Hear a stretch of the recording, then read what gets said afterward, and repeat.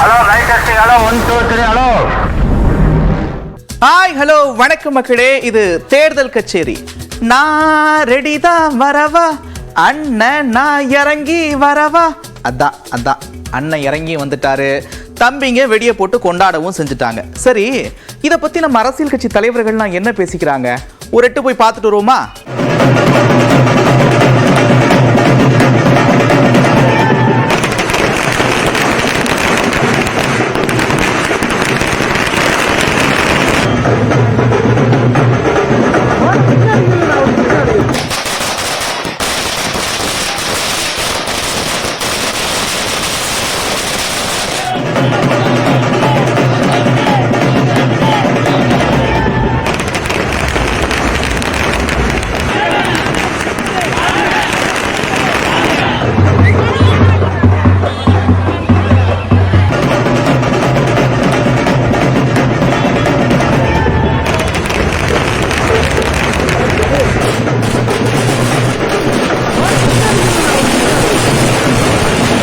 இந்திய ஜனநாயகத்தில் யாருக்கான அரசியல் இயக்கமான என்ற அந்த உரிமை இருக்கிறது.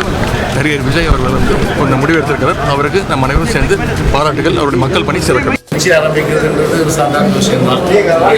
ஆரம்பிக்கலாம் ஜனநாயக நாட்டில் அது அனுமதிக்கப்பட்ட ஒரு விஷயம் தான், அனுமதிக்கப்படாத விஷயம் இல்லை. ஆனால் ஆரம்பிக்கின்ற அந்த இயக்கத்தை பொறுத்தவரை காலப்போக்கில் நிற்குதா இல்லை ஆட்சி அமைக்கிற வகையில் பார்த்தீங்கன்னா அதோட செயல்பாடு இருக்கா, அது தீர்மானிக்கிறது பார்த்தீங்கன்னா அந்த தொழில்நுட்பம் பொதுமக்கள் தான். எங்களை பொறுத்த 30 வருஷம் நாங்கள் ஆண்ட கட்சி, வருங்காலத்திலையும் தமிழ்நாட்டை ஆள போகிற கட்சி. 2026 நாங்கள் தான் வருவோம். அதில் யார் கட்சி ஆரம்பித்தாலும் எங்களுக்கு மாறுபட்ட கருத்து கிடையாது. தம்பி அவர் என்ன தத்துவத்தை எடுத்து வச்சு தம்பி நிற்கிறாருன்னு எப்போவுமே ஒன்று, தம்பிக்கும் சேர்த்து சொல்கிறேன், உங்களுக்கும் சொல்கிறேன். தொடங்குதல் எளிது, தொடர்வது ரொம்ப கடினம். அப்போ தொடங்குறது போது இருக்கிற ஆர்வமும் அந்த ஈடுபாடும் கடைசி வரை தொடர்ந்து இருந்ததுன்னா யாரும் வெல்லலாம்.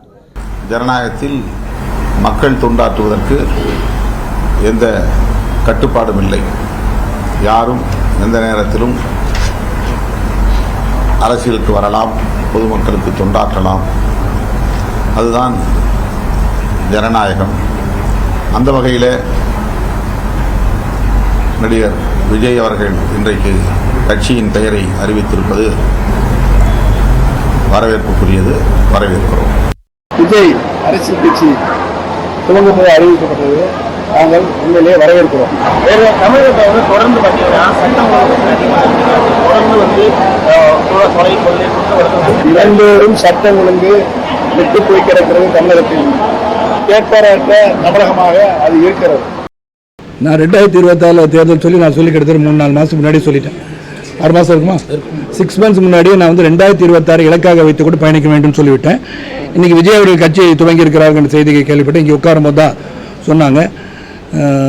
அவருக்கு என்னுடைய வாழ்த்துக்கள் மட்டும் நான் சொல்ல முடியும் தற்சமயம்.